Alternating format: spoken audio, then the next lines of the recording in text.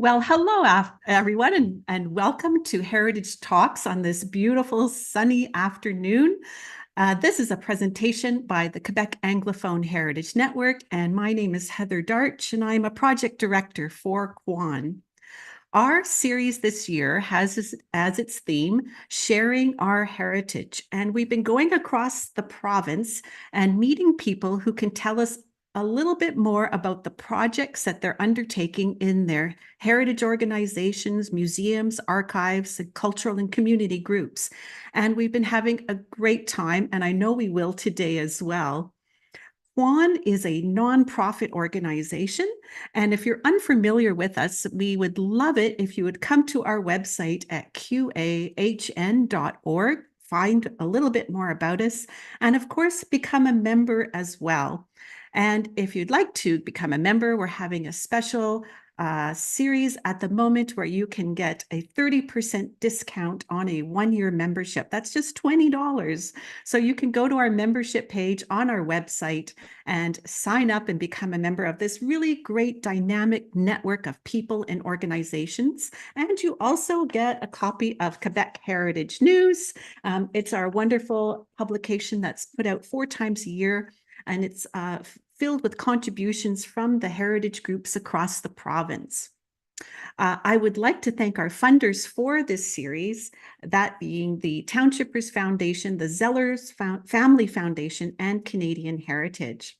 All of our presentations are recorded, so if you've missed any, feel free to go back to our website and our Facebook page to watch any of the sessions that you've missed. And of course, you can watch this one again as well. Quan has a public Facebook page, so you don't need a Facebook page of your own to go see our programs. If you're joining us by Zoom, I have a few instructions for you. I'd like you to please keep your cameras turned off during the presentation, but please turn your cameras back on once Bruce has finished speaking. If you wish to share comments and questions, you can click on the yellow raise hand icon in the reactions box at the bottom of your Zoom screen to get our attention. And if you're watching on Facebook, our trusty assistant, Allison Kirkwood, will transmit the questions to our speaker today. So please feel free to join in at the conversation at the end. And if you can't figure out the reactions box and all of that, you can just wave your hands around. That's just fine too. And it will be great to see you. Please turn your cameras back on at the end so we can create a nice community. Well, I'm going to introduce our speaker today, Bruce Kirkwood. Bruce is a native to nearby Shannon and now lives on Redmond Road. He has been a serious genealogist for over 25 years and is well-versed in local Redmond lore. For many years, he has been an important member of the community when it comes to documenting and preserving the local culture, especially in video and audio form. He has actively participated in the Valcartier Country Show and the Shannon Irish Show throughout the years. He has also more recently dedicated his time as Chief of Operations of the Défilé de la Saint-Patrick de Québec. We welcome Bruce Kirkwood with his presentation called Valcartier's Redmond Road, Mapping Their Future. Hi, Bruce, and welcome to Heritage Talks. Well, hello, Heather. Hello, everybody. Good to see you. Good to see everybody. This is going to be a hard weekend to follow what you guys did last weekend. I did see what Quan put on last weekend, and it was very impressive indeed. Heather and this certain lady, Allison, did a fantastic job. So we'll see what we can do today to keep everybody's attention. Here we're going to look at the map that was discovered in Majella Murphy's archives. Majella passed away 10 years ago and left his substantial collection to Irish Heritage Quebec that we say hello to.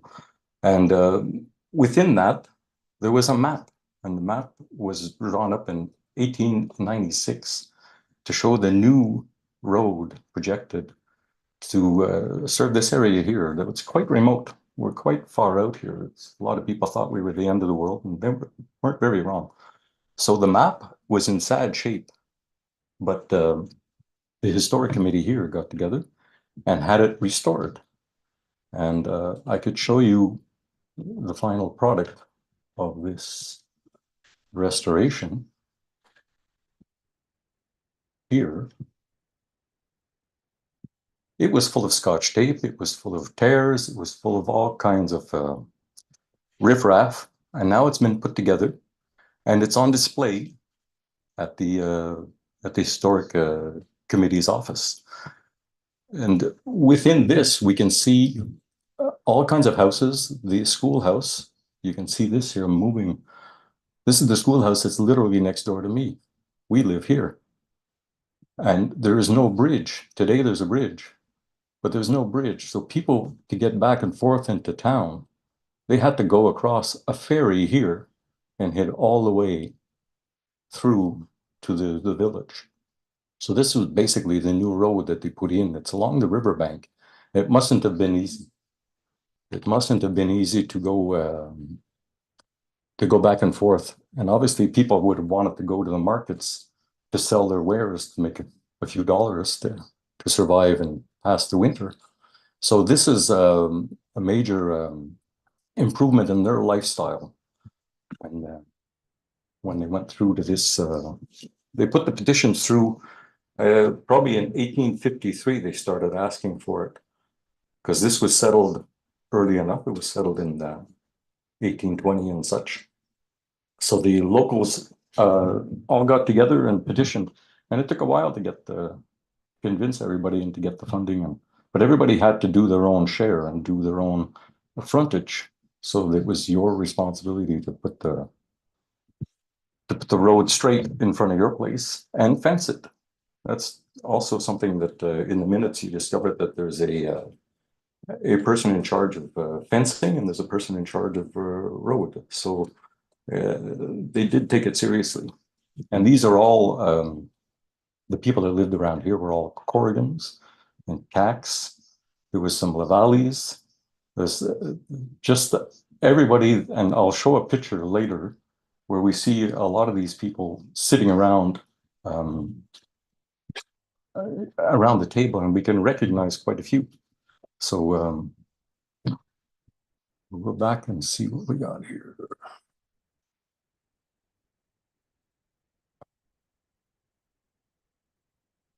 We can't also talk about this area without mentioning the fabled Caesar's Palace. For those of you who have gone and been to Caesar's Palace, it really is well renowned around here. That was the party house. So the gentleman that owns it today has had it fixed up and restored quite nicely, but it's actually his homestead. And I can show a picture of it when it was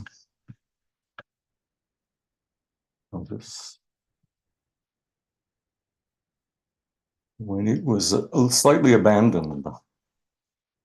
But this has seen so many parties, so many musicians, so many of everything. Now it looks a little bit better than that. I'm not used to all these sharing and stop sharing things.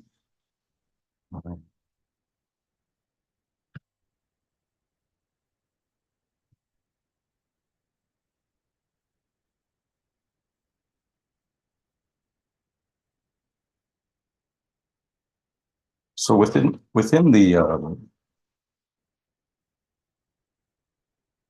reason why the people settled this area, it's much to do with the fact that we're just coming out of the Laurentian Mountains and coming onto the first flatland that you can find in the area.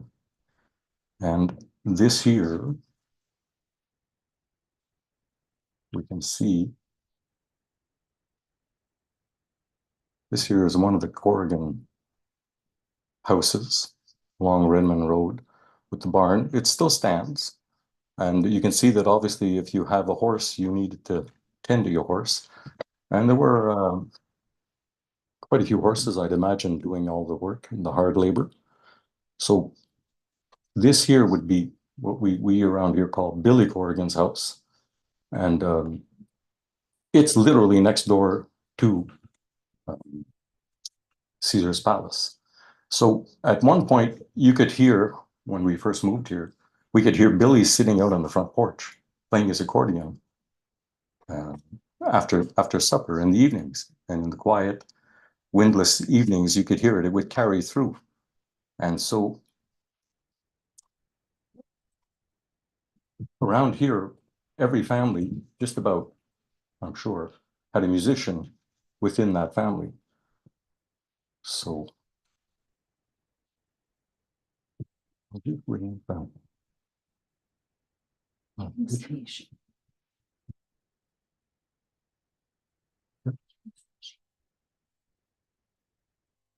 can stay sure, yes. Okay. This is quite the picture that it's from literally from the locals around here. At the head of the table, we can see Mr. Albert Corrigan. And Albert Corrigan lived on the corner just around here. And this is one of the things that I did a lot of searching for is why is this called Redmond Road? Well, I didn't quite come up with an answer.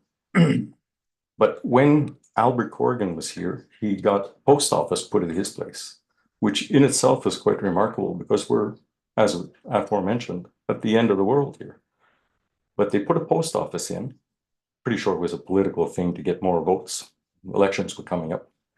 But the little snippet in the paper said, we're going to put a post office at Albert Corrigan's and it's going to be called Redmond. And generally, post offices are federal territory. So I'm pretty sure they wanted to thank some federal minister, member of parliament, or whatever. But in this picture, it's literally people local from around here. And I'm pretty sure a lot of you can point out and say, oh yeah, that's so-and-so, look at that's so-and-so. And I can recognize quite a few, but I don't think there's a quiz at the end of the night here. So we'll just walk away from that. And we'll see what else we can come up with.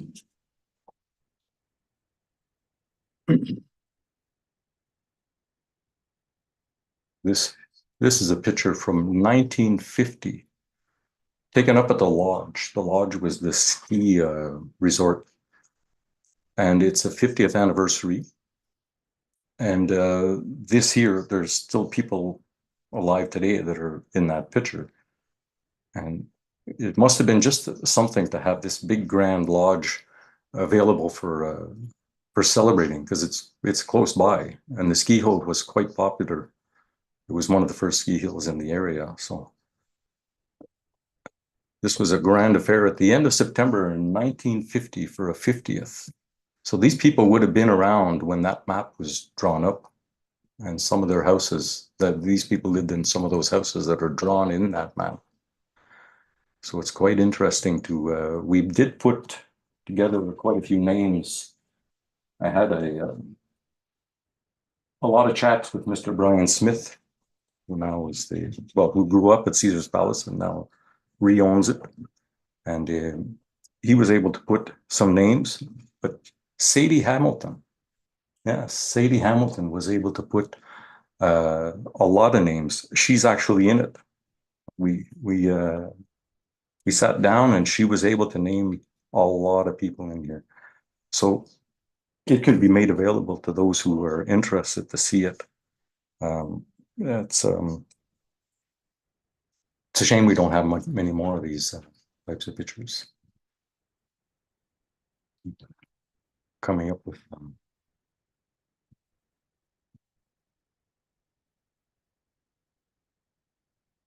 So here we see Caesar's Palace back in the past. So that's Brian Smith's, so the Smiths.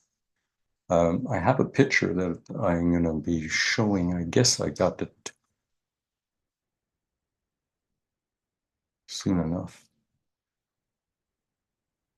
Where do I have that picture? Here we go. This is Francis and Jim Smith sitting on the porch of that house. I'm not quite sure the year, but it's a while ago. And this makes for a very interesting shot because Brian Smith actually took it the same picture with Wesley McCoubrey sitting on the same porch. And that was their grandparents, I believe. Mhm. So it's quite interesting to have recreated that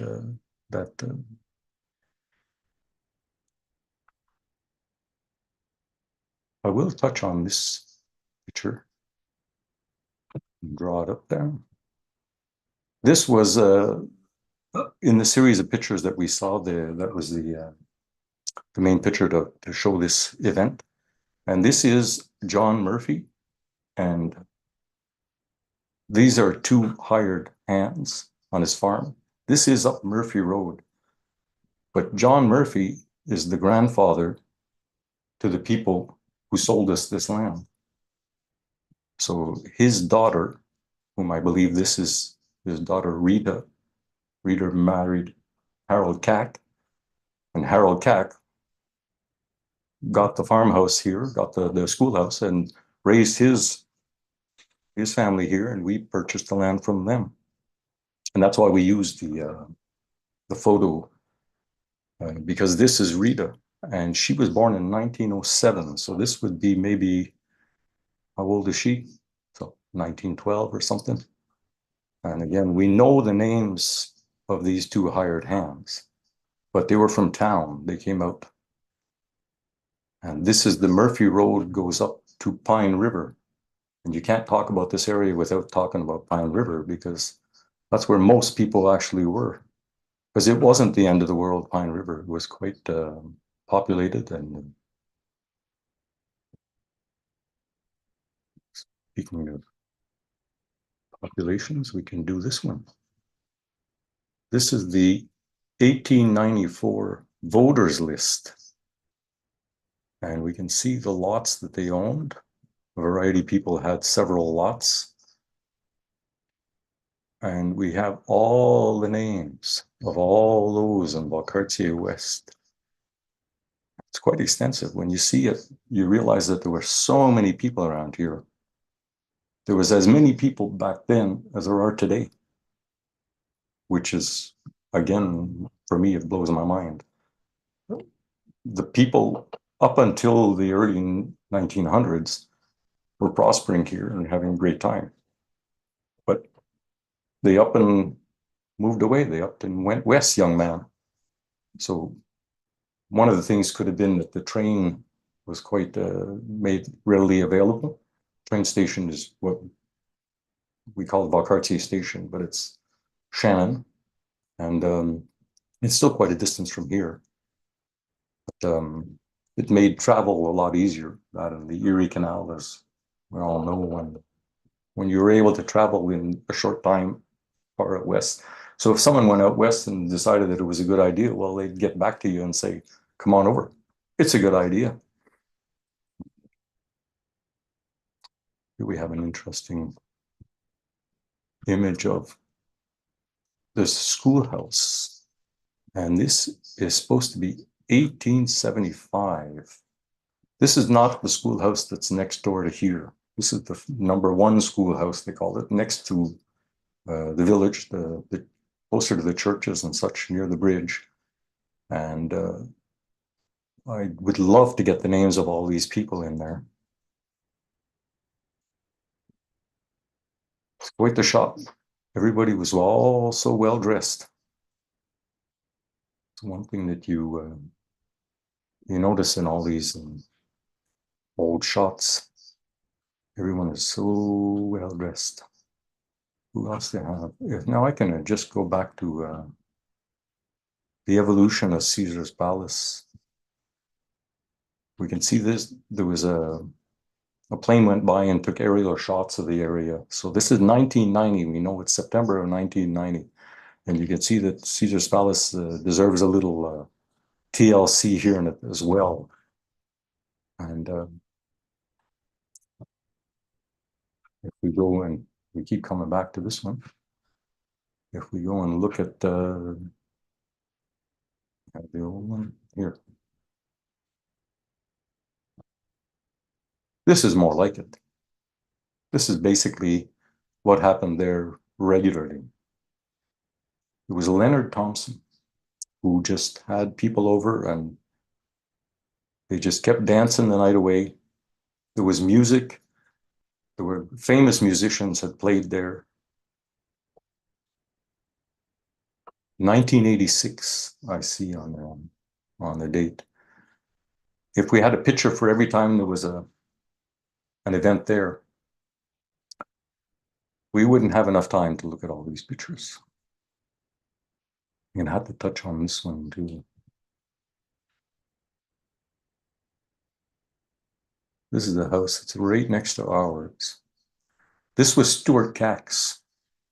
And you can see right next to it, this building here. Well, that's a shanty that was rolled down here from just up a little north, maybe a half a kilometer or so away. And this was a house that was built by Patrick Brophy, who married Esther Cack. And they lived in there. Apparently, they stayed up top and the livestock stayed down below. And that's how they kept warm. It's not very big, but it's a full log cabin. And it must have been something. Must have been something to roll down. The other house next door is also a major log cabin, a full pièce sur pièce with the summer kitchen attached. It's all been renovated since. It doesn't quite look the same. But we could talk a long time about Stuart Cack and his contributions to the lifestyle here in the village. For those who know, you know, Stuart was very popular. He, we're still looking for the place where you cook the mash. Nobody's found it yet. It might be up in the field somewhere. It must be buried. There must be some copper line and a few 100 pounds of yeast somewhere. But he was a very popular person. So the stories have gone around, but I wasn't there. It was before my time, much before my time. We also have within the vicinity here the famous covered bridge. It's just slightly north of here. We can see it from here, but now it's a cement bridge. The bridge was built in the 30s. And to build a bridge, well, they put together a lumber mill here, just on Albert Corrigan's land. And it was a steam-powered mill. So the mill was not powered by water. There's no real streams here that you could run a proper mill on. That's over at Todd's Hill and more towards the village. They had grist mills and such. But the mill ran a couple of years before building it. They must have cut down local massive pines and massive tamaracks and such. And it's a beautiful bridge, but it only lasted 40 years. And unfortunately, it burnt down in 72, I believe. In 1972, this thing's gone. But what's fascinating is they built in, I believe it's 91, is it? 91, they built the 1891, they built this steel bridge, a full steel bridge that still stands today. It's been refreshed and repainted a few times. But it's fascinating to see that, 40 years later, they did a wooden bridge with a longer span. So that's something that I've been researching to figure out why and what motivated them. But I guess that they mostly did it themselves. I guess they keep the cost down, as my good friend Leslie would say. It's a shame that it's gone. And we can see the valley, the Jacques Cartier Valley is around the corner of this mountain. And that's literally all hills up here. There's no flatland up that way. The flatland starts here. And that's one of the things, probably a major thing of that in the train that motivated the army base from taking over. Because at the foot of the, we call the ski hill mountain, Montbriand. If you stand on Montbriand and look around, you see all the flatland and how it's projecting out towards the river and such. So, what I have in here.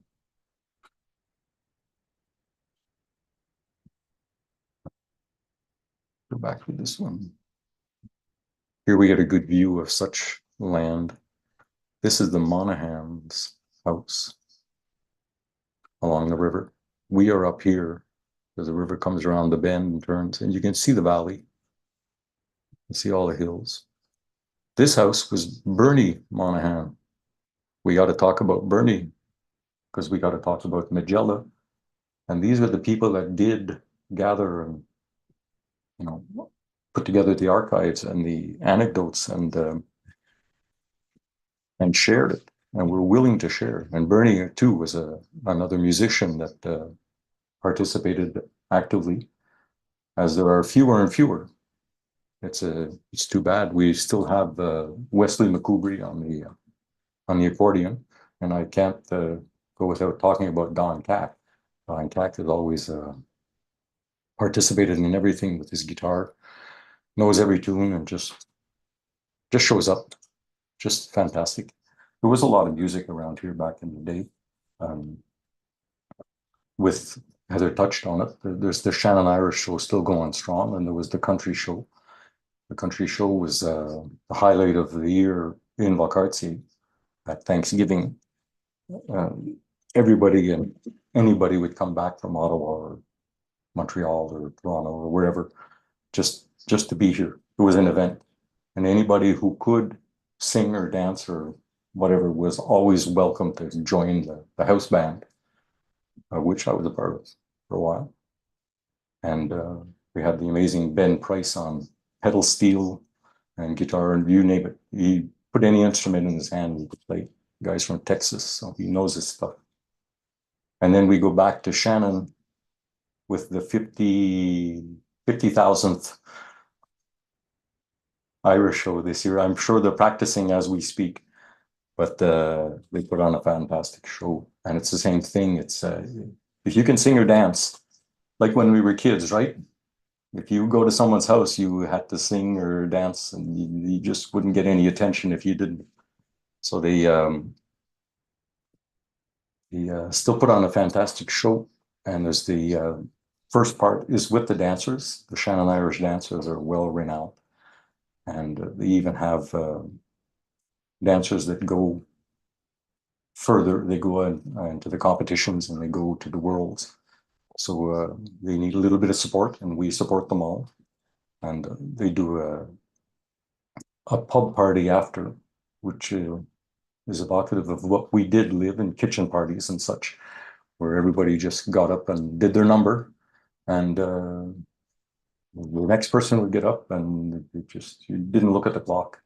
You didn't look at the clock at all. And of course, there's like any good party, there's an after party. And you all know what I'm talking about. So music was everywhere around here. And it is a shame that there's almost none. We used to have parties, perpetual parties. The musicians were just always just so generous at giving their time. So I had to touch on that. Yeah, I'm just gonna look. I've often wondered, I did a little research, but it's not clear. When did the first car show up here? When was the first asphalt, pavement? Who had the first phone? I'm sure it was at the post office in the village. And when did the power show up? All these things are kind of lost in Bernie's or in Majella's things. I didn't find anything that would any insight into that. it would be fun to come up with more of these things. And that's the other thing here on Redmond Road. The land isn't that prosperous, whereas in Pine River, with the more hills and dales and such, well, they did have, I think, a little more success with their farming, a little moister land around here. And it's reflected in the census. There are certain census that tells you how many pounds of butter and how many bushels and how many everything that they had. And we can even have some of that here. Here we have Valcartier West. And you can see the dwindling population as well. If you have, let's say, there are 50 people per page. If you have 10 pages, there's 500 people. But as you go along, you see that there's fewer and fewer people. You get all the names, all the ages.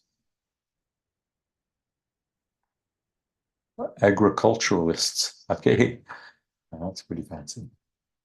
They were agriculturalists. I like that. I guess it would be more in the earlier census. You can see here, if there are 50 per page, there's a lot more people. Here's where you get so return of cultivated land, field products, and plants and fruit. So how many bushels of potatoes, how much hay, the land that you occupied, it was all taken down. So you could see the bottom lines here. So it's quite fascinating, because I haven't put together too many bundles of hay in my day, but I'm pretty sure it took a little while to. What else do we have here? The real estate. The number of cars, wagons, and sleds. Well, it showed you wealth, I guess. But that's another thing when you're around here, you have to, it would be mainly the same families here, but they had to share. They had to share so much to keep going and to keep building. You didn't put your house together on your own.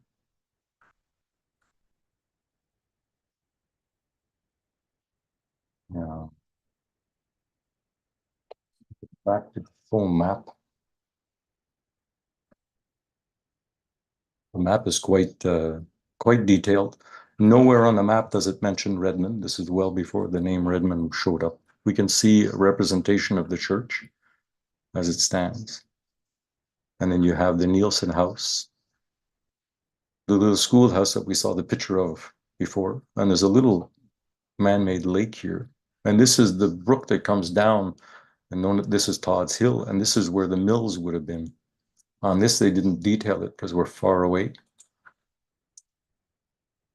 But what they did is they called this road number 1, road number 2, and road number 3.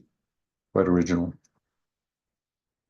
So when they wanted to say to put in the new road, you can see the old road is here. And if you try to make it down this road, this is quite the steep incline. And they had the road would have ended here, and the people here would have had to cross here. So this had to be completed. And this is literally along the riverbank. So there was a fair amount of work to build the road up to make it safe. But if you had to cross the river on the ferries that they did provide with cables, you couldn't get across every day. This river, like just before Christmas in December when it rained heavily, the river went up 8 feet. It's a serious river. So you had to respect the river, and you wouldn't have been able to get across every day. So that limited a whole bunch of activity for everybody.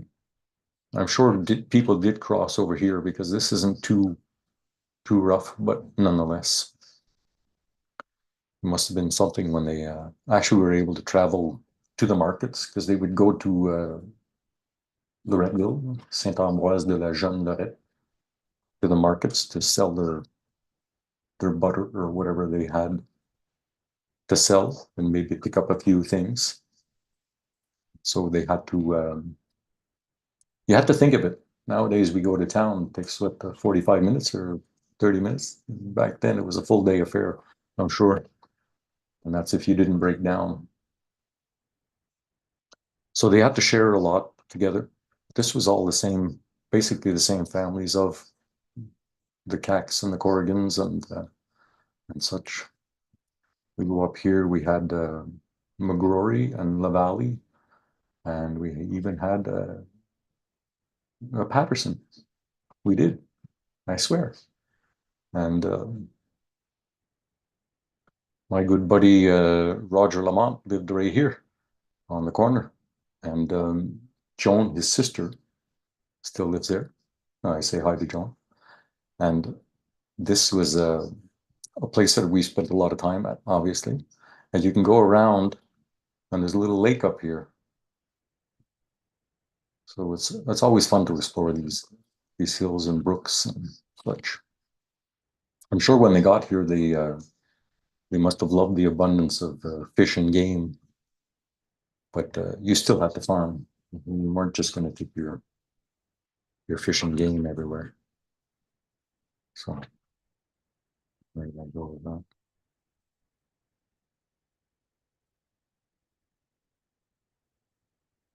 We got my good friend Laura Lee Bolger, who's a historic map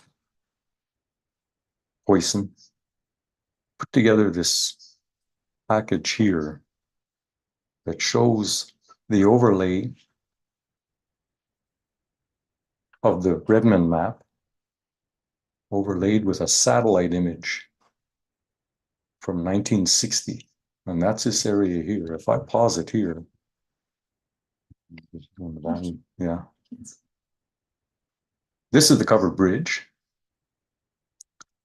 This is Albert Corrigan's, where the post office was. This is Stuart Cax. This is Billy Corrigan's. You can see that it's not very far away. As Billy once told me, he said, you'd wake up in the morning and you could tell who was up by the smoke coming out of the chimney.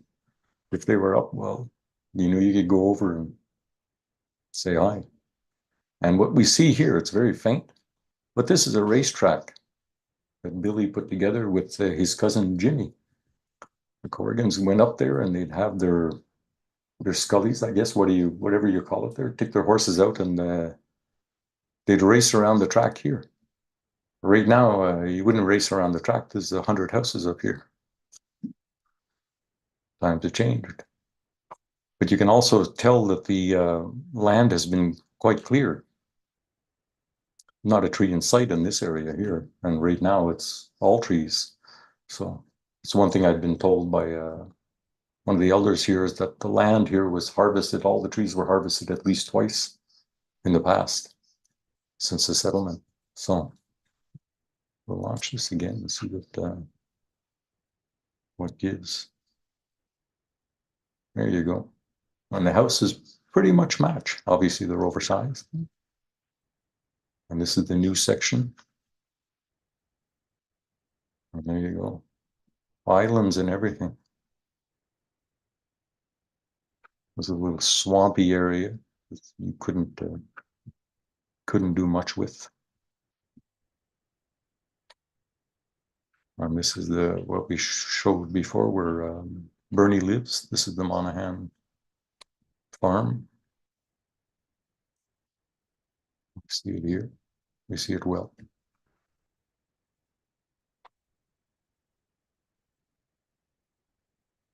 And this is the road that goes up to Pine River. This is the back road. They say it's so steep that when they forgot the first cars here, they had to go up backwards.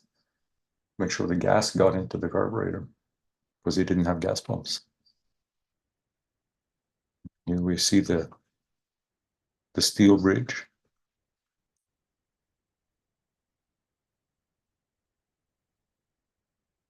She did a great job.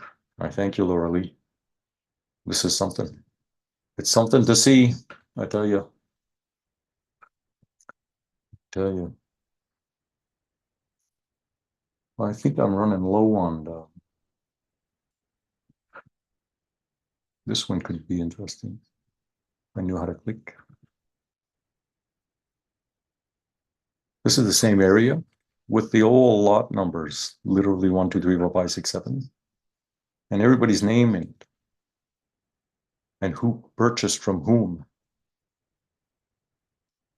So initially the road before going across on the bridge, well, it projected up. The road still goes up, but it stopped because they made the Tanteri Reserve.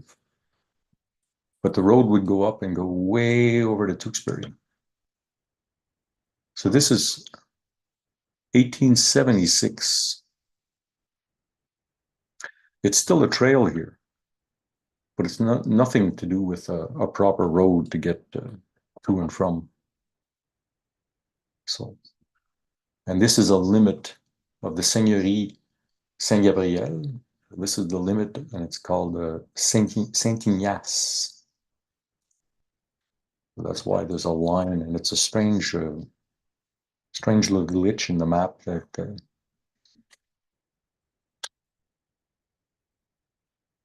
yeah, I'm learning something with the lot. This line here, I never really studied that one.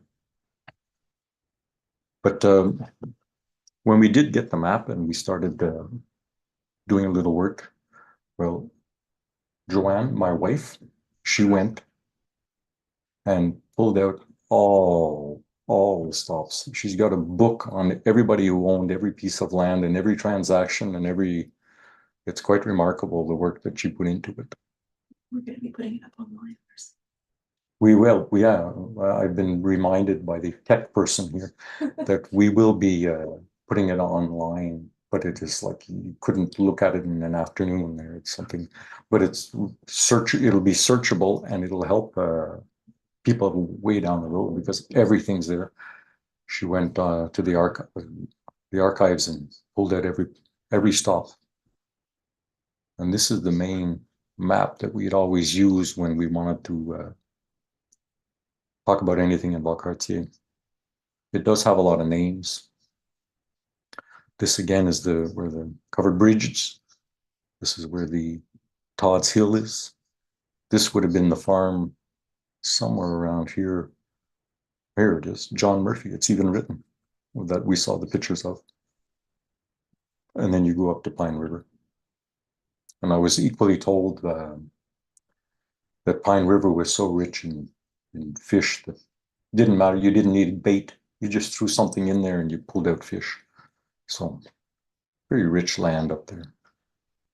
And that was expropriated in the 60s, in the early 60s by the federal to expand the military base. We still hear artillery and jets fly by and use it actively. Yeah. So that's it. We're back to the start of it all. Majella Murphy. Majella would be, I don't know his birthday. I'd have it somewhere, but yeah, there we go. Someone smart. Thank you, Allison. Here we go. This is Majella Murphy. He'd be 100 years old. And he's the one who put it all together. The spark and the catalyst for all this, because he would keep all the archives. And again, he donated it to not lose it all. And Irish Heritage Quebec sent it to us because it's more pertinent here. So we take good care of it. It takes many, many, many hours to go through it to figure out even a small percentage of the information that's in there. The thing is, Majella has a lot of these details, and Bernie Monahan had a lot of stories. So if you try to piece them all together, it takes a lot of work to, it's fun, the stories, and it's fun, the straightforward information. But So Majella was an offspring and of the John Murphy that we talk about. It was very generous of him to work at that all his life. Put together a substantial collection. And where else did we go? Yeah, there's one little tidbit that happened here on Redmond, is we had a film set put together, Barkskins. If anybody's heard of, if you haven't heard of Barkskins, look it up. It was literally filmed less than a kilometer away from here. They put together a full village, a full set, church, market, a hotel, several buildings, gardens. They put together, you know, they walled it in, and they, you know, Barkskins was a book by Annie Pope. She did Brokeback Mountain. And so it was quite the undertaking, but it was done in 2019. So they put together this massive village, walled in and everything. It's a shame I didn't consider bringing up a picture of that.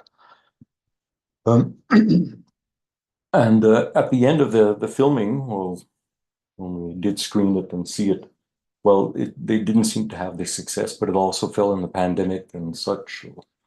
The set was taken apart, and it would have been fun to keep, had we kept the full site. We could have done, there could have been something done, but I'm not sure of the politics behind it all. It was just something quite remarkable to have all these hundreds and hundreds of people coming up, the extras and the actors, and some very well-known actors in that show. And historic reenactment, you know, not very accurate, but you know, you got to give and take. But it was just fun to see, because they didn't really disrupt our life. They were just going by and making a movie. So it's quite the area. Quite the area of Valcartier. Did I have it? There we go. We'll let Laura Lee's work go from A to Z.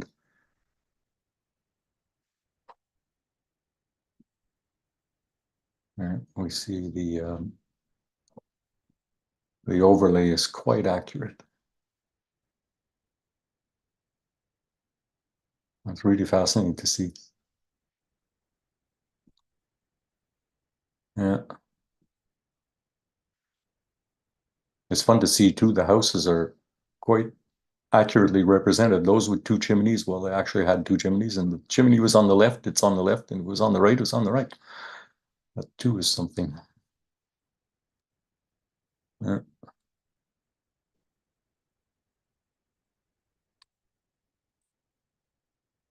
I have a question from Facebook. Yes, we have a question from Facebook. It's Sandra Christine Pigeon. She says, my grandfather was Fred Harding. I'm just joining now, well, 20 minutes ago. Okay. She says, did you show his house?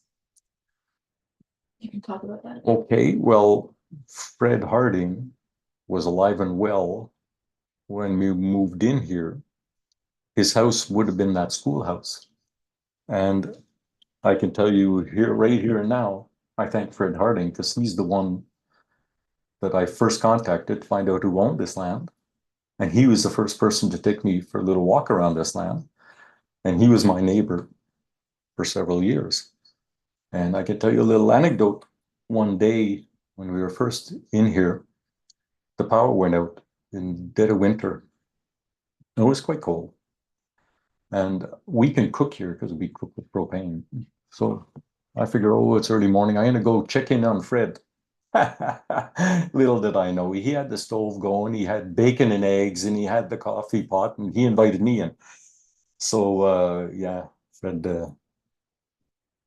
was quite the character. Yeah, we'd go over, before we built, we had the land for a little while, and so we'd go over and chit chat with him and have a little refreshment. But yeah, Fred I don't have a specific picture. I can point the webcam at it. Mhm. I don't have a specific picture. I didn't count on it specifically, but I can pull up. Yeah, okay.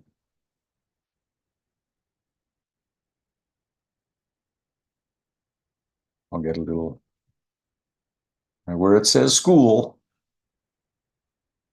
with Fred Harding's. And it's interesting to note, this is good too. See, the road is in between the school and the river.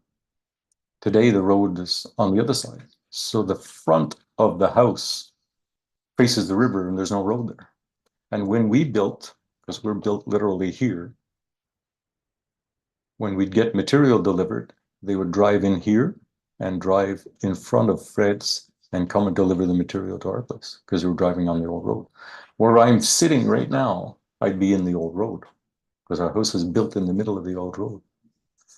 So yeah, yes, I knew Fred very well.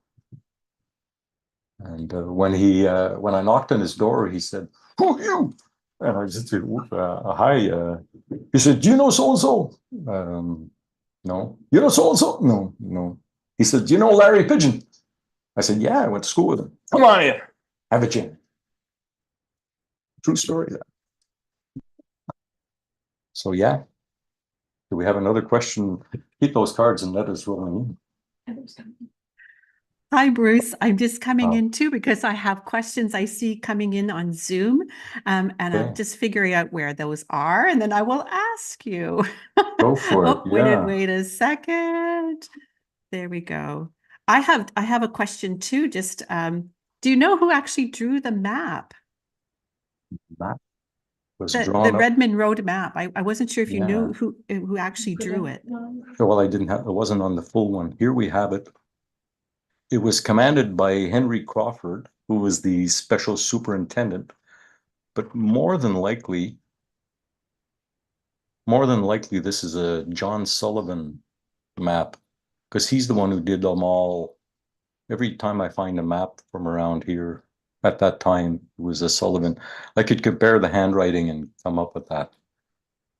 But I'm pretty sure someone who drew 10 maps a day at the time didn't really have to think about it much. They just put together.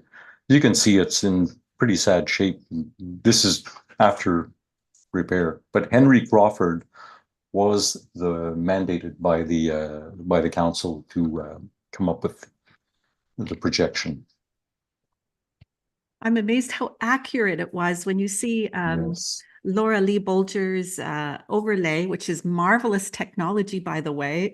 It's great to have an historic geographer in your back pocket. It's really nice. But how accurate it was to the modern day landscape, the overshot that she did. Amazing. Yeah, she has a technique called rubber sheeting. I don't quite get it, but she overlays it with the landscape and the hills and everything, and you can see a 3D effect in it. And it wasn't necessarily adequate necessarily for what we wanted. This is more what we were hoping for. But she can do all kinds of stuff, and she showed me some of her work, and it's remarkable. I'm very impressed. Yes. All right, I have the questions here now. Judy Land says, Valcartier, Shannon, Loretteville, Pine River. How does Redmond Road fit into these locations? Well, Redmond Road is basically the upper end. When you go to Valcartier, you go past the Village Vacances. Well, you just keep heading north. And like you said, it would have been the end of the world, but they did make a bridge. So now we can get carries on. But it's we're very, very north of Shannon. We're 10 miles actually north of Shannon here, where we're sitting. So it's due north. Margaret Black says, I love going through these documents to flesh out the stories of early homesteads in the regions. We're so lucky to have access to these these day-to-day expenses and logs to give us some idea of how the days and what the monies were. Sorry, I'm scrolling down, spent at the time. Thank goodness for the meticulous work of the archivists and historians enriching our lives through an appreciation of the past. I especially enjoyed the maps. Yes, well, that's it. That's definitely Majella knew what to do and did it properly. And Bernie did so much as well. We can't go, we talk about putting it all together with genealogy as part of it. And we have sites that can be visited. And on Ancestry, we have Clark McIntosh, who really did a fantastic job of compiling the local areas in genealogy terms. And Pat Balcom has a site that's to die for.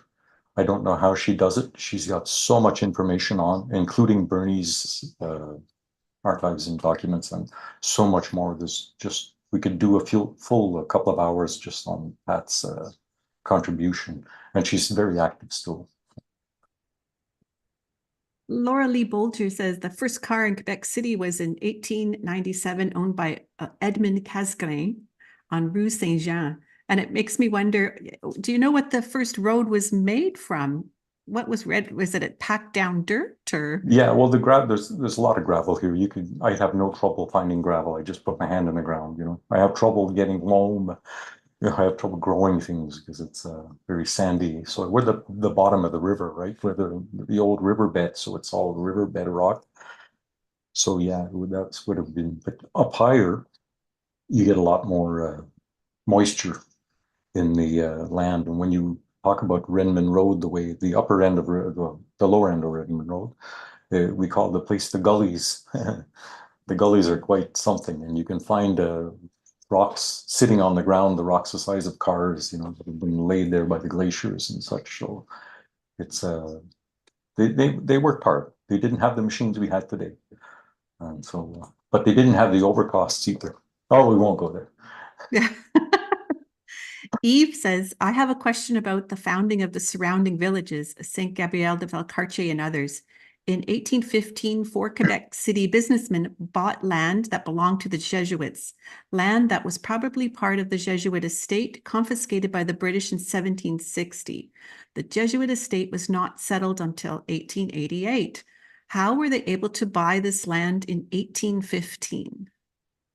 Well, no, that's exactly, he's telling the exact story. It was John Neilson and Andrew Stewart, and there were 2 other, yeah, it was a Huron gentleman, and so they got together, and they're the ones that put it together. And John Neilson was a publisher. He had the what's subsequent became the Quebec Chronicle Telegraph, and he published a calling for settlers, and that's how this all got started. But it was going on everywhere. It's not unique to this area. They were doing it in Saint-Brigitte de la Lalle. They were doing it in Farnham, and Saint-Malachy. We hear about the Saint-Malachy area here being highly Irish, and so yeah, it was going on everywhere at about the same time. Everyone was settling because it was the early settlement had nothing to do with the potato famine. It had to do with other issues. So people did massively migrate here and settle the area. And they were glad, I'm sure they were very glad to have land. But the land came with some help. You didn't just get a piece of land and an axe and a shovel. They did come and help build roads, and they did invest. The investors did invest. So. And Eve says he just has some names: John Neilson, Andrew Stewart, Louis Moquin, and Nicolas Vincent. That's it. They were lawyers and such that put together the package that became the settlement of Valcartier, and they named it Valcartier. That was their name for the valley of the Jacques Cartier. We're in a deep valley here, as again we pointed out that you start seeing the flatland here, but up higher it's quite the deep valley. And if I'm not joking when I say the river came up 8 feet in one day or a day and a half, it's a deep valley. So but it's a beautiful spot. Why would they have fenced the road, Bruce? Do you know why? I'm pretty sure it's to keep your own livestock, yours, and not have any dispute with your neighbor that all of a sudden you have 14 chickens and they only have two, or the pigs or whatever they did keep. I'm pretty sure that, and to stop any issues with them wandering on someone else's land. So I'm pretty sure, but there was literally a road inspector and a fence inspector. They were paid like $1 a week or something to go around and to make sure that you respected that. And if you look at the old pictures, even when we got here, the old fence was still there, and I had to rip it all up, and it was a lot of work to get it going. But everything was fenced. It was simple. They had a simple life. It's just hard. I'm sure. I don't know if there's any people that are on Zoom that would have a question themselves. You can use that raise hand icon in the reactions button. And please feel free to use it if you have questions, or keep on typing into the chat box. I see that Simon Jacob said that he has a book from, let's see, where are you, Simon? That you found a book about roads in the 1930s. And it's possible that they have more information about the Redmond Road in that book. So he's going to look and see if he can find more for you. Well, I'd be glad to talk to Simon Jacobs on more than one topic. Okay, good. Do you know him? Because he's up in Quebec City. No, So you I can get in. I don't think I've ever met Okay. him, but I know of him. Well, you can see he's left a few messages in the chat box, and so perhaps Simon, I can put you in touch with because he's posting up some photos, and I'm not sure if those are from the Redmond Road or what the images are. Simon, sorry, I don't understand. Of the barkskins. Okay, I've been told it's maybe barkskins. Okay. The construction of barkskins, but it's just a reenactment picture. Do you want to put it on? It's just the construction site of barkskins. It's a true massive undertaking. Feel free to come on, Simon, if you'd like to chat. That would be great. There we go. That's easier to see now. Yeah. Well, thank you. I'm not very zoomy. I'm not very zoomy. Hi, Simon. There, Allison will unmute you, Simon. Hang on a second. I've unmuted. There we go. Hi. Yeah, great. Yeah, no, I was just looking around. I love looking on, when you mentioned you didn't have photos of the set, I just posted them in the chat if anybody wants to look on the chat. Or just go into Google and you'll just put in barkskins and put images, and you're going to get tons of pictures, probably even links to the actual production itself. Right. Also, I got to find the book. I think it's downstairs in my collection. It's a book I picked up at some point, and it's the Roads of Quebec, and it just talks about. It was designed for road travel around the province of Quebec, and it talks about the different villages and what the road surface is. So I should have something, I hope, for you, but I have to find the book first of all.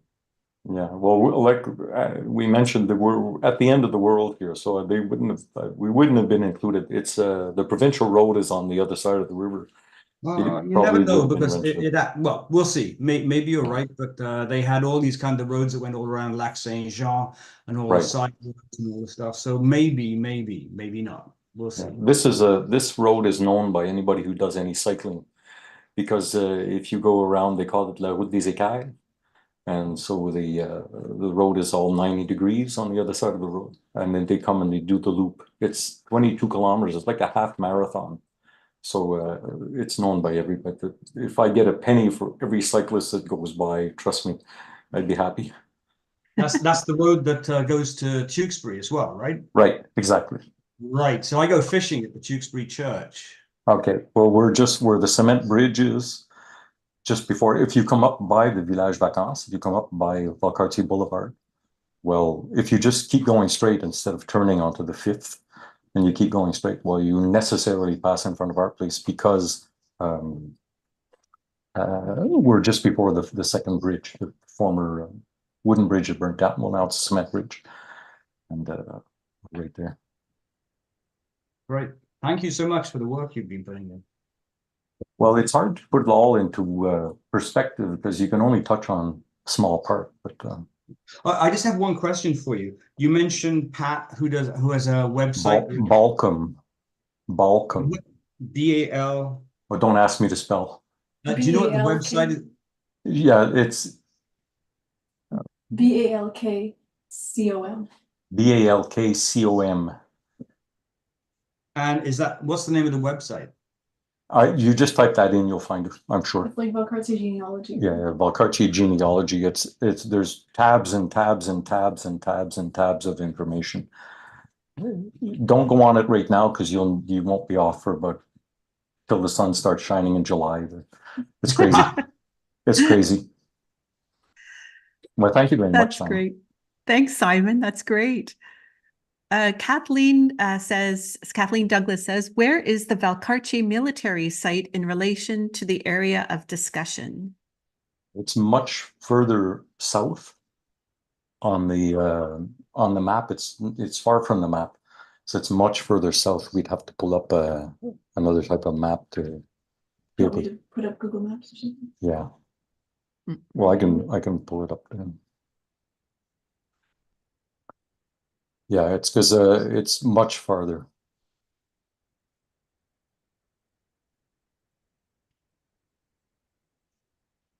I'll put this up here. Where am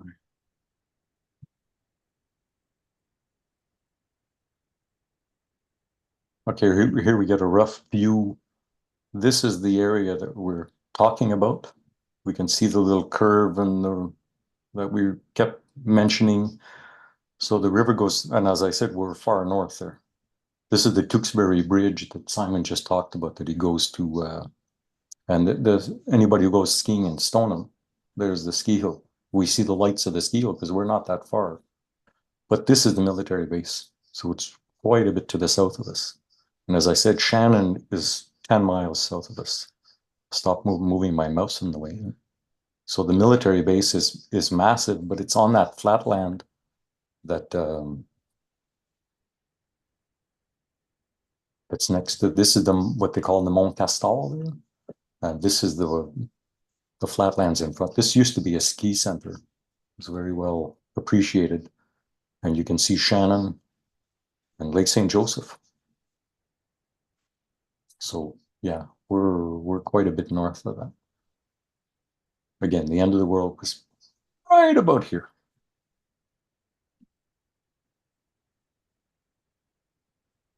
That's interesting. Thanks for showing that.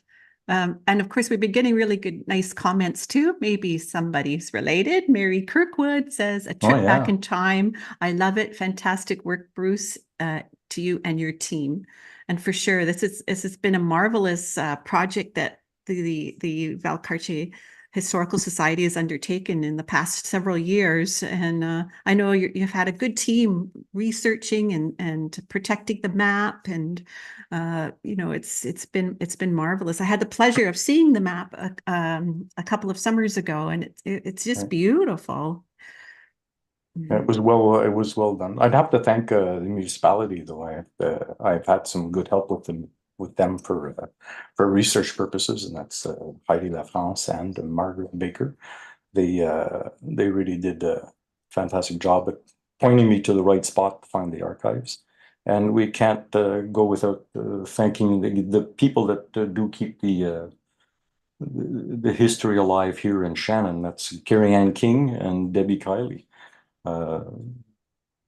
So we put a lot of faith in them to make sure that everything is well preserved, because they put on the Shannon Irish Show, and Debbie is with the Shannon Historic Society, which has quite good archives too, and all with Pauline McCarthy was the main woman drive behind that back in the day.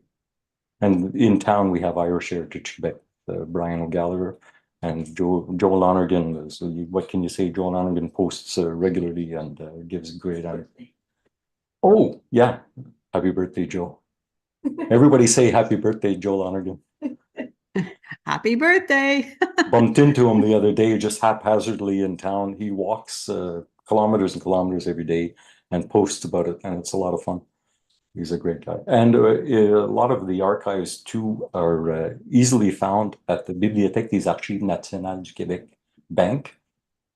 So if you type into bank Valcartier, it's almost endless for the same thing.